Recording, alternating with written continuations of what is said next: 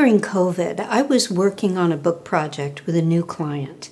When we started, I thought I understood what he wanted to do and that I could help him write and publish his book without violating any of my own principles. But as the project progressed, I realized that he wanted to share a message that not only did I not agree with, but that was inconsistent with my values. If it was just a case of, say, he was a business person writing a management book with advice that I didn't think would be effective, I would have shared my concerns and then did what he wanted. But this was a book with a message that bordered on demonic. Under our agreement, my name wouldn't have been anywhere in the book, so I could have done the work without anyone knowing. And our business had experienced a significant downturn during COVID, so the revenue this book would have brought in was meaningful at the time. But I couldn't do it. I couldn't be a part of sharing a message I thought was spiritually dangerous. And God had always provided for me in the past. I knew He would continue to do so, even in those challenging times. I just had to be obedient. I had to honor my commitment to doing things God's way. I exercised my right to cancel the agreement and walked away from the project. Now, did a 6-figure contract drop in my lap the next day? No. But other opportunities came our way over the next several months, opportunities that were aligned with our values and that would let us sleep soundly at night. We weren't living luxuriously, but we were paying the bills. We knew we'd done the right thing. Following Christ is simple. It's just not always easy. And sometimes obedience has a price tag. It's okay to question that, to want to understand it. After all, it seems like if we're doing things right, if we're following what Jesus taught, life should be easy. It should overflow with opportunities and rewards and sunshine and rainbows, right? That's the myth of comfortable Christianity, and it's not how it is in the real world. Yes, sometimes things can happen that way, but sometimes we need to learn and practice obedience long before we see the result in the form of clarity, comfort, or reward. Hebrews 11:1 tells us, "Now faith is confidence in what we hope for and assurance about what we do not see." The rest of that chapter tells us of so many people who were faithful and obedient when it was hard, when it was painful, when it meant suffering and even death. They ultimately received their rewards, but it wasn't always here on earth.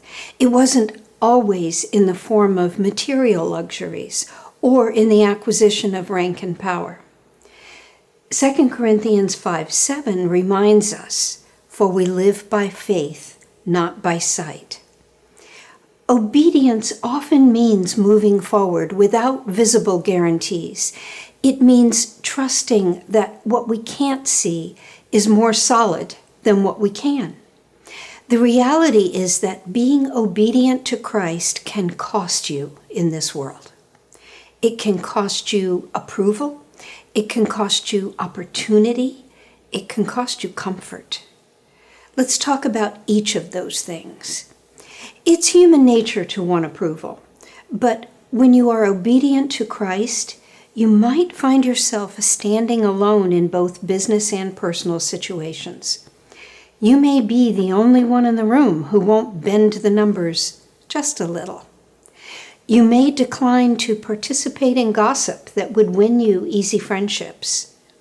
You may gently but firmly hold a biblical position in a family conversation and feel the temperature in the room shift. Approval can evaporate quickly when you won't compromise. Obedience to Christ may also cost you opportunity when you refuse to take shortcuts that aren't ethical, or when you turn down opportunities that could be lucrative, but would mean compromising your integrity.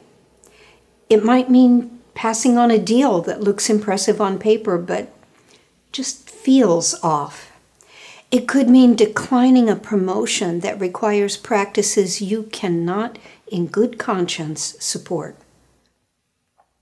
It may even mean waiting longer than others do for growth because you refuse to manipulate outcomes. Finally, there's comfort. Being obedient sometimes forces us to have difficult, uncomfortable conversations. We have to forgive when we don't want to. We aren't always recognized when we do the right thing. Sometimes obedience means setting boundaries that disappoint people. Sometimes it means admitting we were wrong, and that's rarely comfortable, and making restitution. Sometimes it means continuing to serve faithfully in a season when no one seems to notice or appreciate your effort. But even with these costs, and as challenging as it can be, obedience produces fruit in an abundance of ways. It builds a strength of character that we can't develop any other way. When you choose what is right over what is easy, you strengthen your core. Each obedient decision reinforces who you are in Christ. Over time, you become less swayed by pressure because you've practiced standing firm. Obedience builds integrity and trust. Integrity is simply alignment, your private convictions matching your public actions. When people see that your decisions are consistent, even when it's not convenient, trust grows. And trust, especially in business and leadership, is a priceless asset. Obedience builds spiritual resilience and brings you peace. Every act of obedience stretches your faith muscles. You learn that you can survive discomfort. You learn that God does, in fact, provide, not always what we want, but always what we need. And you discover that your peace is not tied to circumstances, but to your closeness with Him. And obedience keeps us focused on eternity, which is what really matters. There's a line in C.S. Lewis's book, The Screwtape Letters, which illustrates the value and importance of obedience in a powerful way. If you're not familiar with this book, the story is laid out in a series of letters written by Screwtape, who is an undersecretary in the lower archy of hell. The letters were written to his young and mostly incompetent nephew Wormwood, who has been assigned to his first patient, which is a young man. Wormwood's mission is to influence his patient in any way he can to secure his soul for the king, or devil, in hell. The letters from Screwtape are filled with detailed instructions on how Wormwood should attack, cajole, mislead, distract, and influence his patient to ensure his allegiance to the devil and his own destruction. When Screwtape refers to the enemy, he's referring to God. In letter 8, Screwtape writes, "Do not be deceived, Wormwood.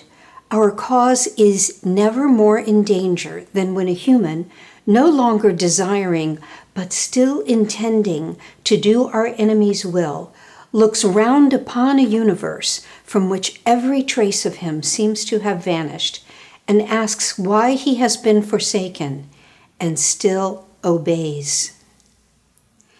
Nothing frustrates Satan more than when we trust, honor, and are obedient to God, even when it doesn't make sense, even when it's painful, even when we wonder why God is allowing such awful things to happen. Let me be clear. I'm not saying that being obedient to Christ guarantees a miserable life here on earth. Far from it. Billions of obedient Christians around the world live happy, comfortable, satisfying lives. There's a joy in obedience that you won't find anywhere else. It's a quiet joy, a steady joy, the kind that lets you lay your head on the pillow at night without second-guessing your compromises. It's the deep satisfaction of knowing that even if something cost you in the short term, you honored God in the process. Obedience, especially when there's a cost to it, is one of the best faith-building exercises you can do. It doesn't need to be loud. Don't run around announcing that you didn't do this or you did do that because you're being obedient. Simply practice obedience quietly, whether or not anyone else is watching. And yes, obedience has a price tag. Sometimes it feels pretty hefty, but it's something we can always afford. And disobedience will cost far more in the long run. When we come back, we'll talk about the Serenity Prayer.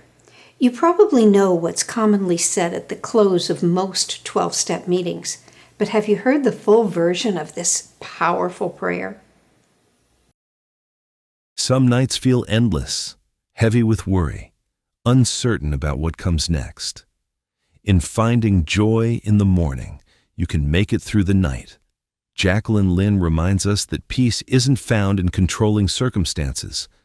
It's found in trusting the one who already holds them. This isn't a self-help book. It's an I can't do it alone book. You'll discover how to release anxiety, strengthen your faith, and build daily habits of joy, even in difficult seasons. The expanded edition includes more than 40 practical joy practices and reflection questions for personal or group study. Finding Joy in the Morning is available now on Amazon and wherever books are sold. Welcome back. You've probably heard some version of the Serenity Prayer. It's used as part of the closing of various 12-step recovery programs. The common version goes like this: God, grant me the serenity to accept the things I cannot change, courage to change the things I can, and wisdom to know the difference. There are also a number of funny versions, such as, Lord, grant me the serenity to accept the things I cannot change, the courage to change the things I can, and the wisdom to know that if I act on my impulses, I will go to jail. To be serious, that short prayer has been serving the recovery community since the 1940s, when it was adopted by Alcoholics Anonymous. It's a message that believers and non-believers need, but it was never intended for only one group of people. It speaks to something universal, to feelings we all have: stress, control, fear, responsibility, and hope. It was written in the early 1930s by 𝗵𝗵𝗶𝘀𝗵. He was an American Protestant theologian who is worthy of further study, but I'm going to stick with the Serenity Prayer here. Occasionally questions come up about the authorship, but the overwhelming historical consensus attributes the prayer to 𝗵𝗵𝗶𝘀𝗵. Now, most of us know the shorter version, but the longer one is powerful. It's not just a recovery prayer. It's not just a slogan. It's not a lighthearted way to deal with annoyances. It's a powerful daily prayer for anyone trying to follow Christ in the real world. It goes like this: God, give us grace to accept with serenity the things that cannot be changed, courage to change the things which should be changed, and the wisdom to distinguish the one from the other. Living one day at a time, enjoying one moment at a time, accepting hardship as a pathway to peace, taking, as Jesus did, this sinful world as it is, not as I would have it, trusting that you will make all things right if I surrender to your will, so that I may be reasonably happy in this life and supremely happy with you forever in the next. Amen. Wow, what a powerful testimony. Let's take a closer look at it. Give us grace to accept. We all struggle with control. There are things in your business you can't fix today. There are situations in your family you can't untangle overnight, or maybe even ever. There are cultural shifts you can't reverse. There are diagnoses, disappointments, and decisions that don't bend to your will. We have to accept that. But even as we do, we need to remember that acceptance is not inaction. It's not indifference. It's not giving up. Acceptance is clarity about limits. It's releasing the illusion that you are sovereign. Psalm 46:10 reminds us, "Be still and know that I am God." That verse is not about inactivity. It's about remembering who is in charge. Then the prayer pivots. Courage to change the things which should be changed. This is not a prayer for a passive life. Some things should be changed. You might have a hard conversation that needs to happen, a habit that needs to stop, a boundary that needs to be set, a decision that has been delayed and needs to be made. 2 Timothy 1:7 says, "For the Spirit God gave us does not make us timid, but gives us power, love, and self-discipline." Courage is not personality-driven, it's spirit-enabled. Sure, you can develop courage, but you need God to do it. And then comes the hardest line of all, the wisdom to distinguish the one from the other. Oh yes, that's where most of us live, in the tension of trying to figure out what we need to accept and what we need to try to change. Is this something I surrender or something I confront? Is this patience or avoidance? Is this faith or fear? It takes wisdom to know the difference. The prayer assumes something so true and so simple. We need wisdom every single day. Though that would be enough, as they say in the commercials, but wait, there's more. The second half of the prayer moves even deeper, living one day at a time. We are at our best when we live in the present, without regrets for the past or anxiety about the future. Jesus himself said, "So don't worry about tomorrow, for tomorrow will bring its own worries." The prayer continues, accepting hardship as a pathway to peace. That confronts the assumption that peace requires perfect circumstances. It doesn't. The Bible doesn't promise ease. It promises God's presence. Taking, as Jesus did, this sinful world as it is, not as I would have it.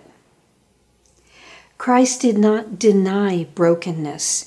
He entered it. He loved within it. He redeemed through it. Trusting that you will make all things right if I surrender to your will. Surrender is not a cop-out. It's not escapism. It's taking an eternal perspective. The prayer ends with this steady hope. Reasonably happy in this life, supremely happy in the next. That's not triumphalism. It's grounded faith. So what would it look like to pray this every day? Maybe before work in the morning, or before you respond to that email, before you make that decision, before you begin that conversation. You might even journal 3 questions. What must I accept today? What requires courage today? Where do I need wisdom today? The Serenity Prayer is not just for people in crisis or recovery. It's for leaders under pressure. It's for parents navigating busy, complex lives. It's for entrepreneurs facing uncertainty. Most important, it's for believers trying to honor Christ in a complicated world. Don't just admire the Serenity Prayer. Pray it. And let it shape how you step into real life tomorrow. I'll be back in a moment with this week's real life tip. What if your faith shaped your decisions, not just on Sundays, but every day at work? Christian Business Almanac is a page-a-day guide designed for values-driven entrepreneurs, leaders, and professionals who want their faith to show up where it matters most. Each day delivers scripture, practical insight, and thoughtful reflection, helping you integrate biblical truth into leadership, work, and life. This isn't theory. It's faith applied, one day at a time. Learn more and find purchase links at christianalmanac.com. That's christianalmanac.com. Welcome back. I'm not a tech expert, but I really don't think there's a limit to the number of tabs you can have open in Google Chrome. At least, I haven't hit it, and Jerry will tell you that I've tried. By the way, there's a name for people who keep many browser tabs open at the same time. We're called tab hoarders. And when I have what seems like a zillion tabs open, sometimes I have trouble finding the tab I want to get to. If you can relate to that, you'll love this week's real life tip. It's a simple, sanity-saving way to navigate your open tabs. In any open tab, hold down the Control, Shift, and A keys. A sidebar will pop up showing all your open and recently closed tabs. If you don't have many open, you can simply scan the list, or you can use the search feature at the top of the sidebar to find what you're looking for. From that sidebar, you can jump to tabs, or you can close the ones you don't need.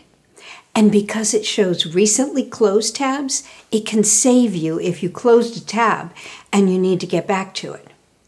The sidebar will close when you click off of it. This is a Chrome feature. It also works in Microsoft Edge, but not in Firefox. I don't know about other browsers, but you can try it if you use something different. If you're a tab hoarder like me, I hope this tip helps make your digital life a little easier. Thanks for being here. See you next week.